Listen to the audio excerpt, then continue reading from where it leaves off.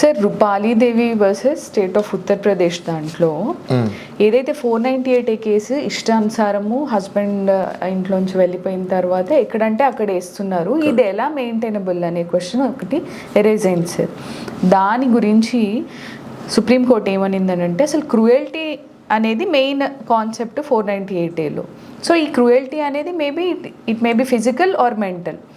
నిజంగా physical and mental cruelty వల్ల ఒకవేళ ఆ అమ్మాయి ఇంట్లోంచి వెళ్ళిపోయింది, హస్బెండ్ ఇంట్లోంచి అత్తగారి ఇంట్లోంచి వెళ్ళిపోయిన తర్వాత తనకి at last final opportunity visiting their parents, తల్లిగారింటికే వెళ్ళాలి.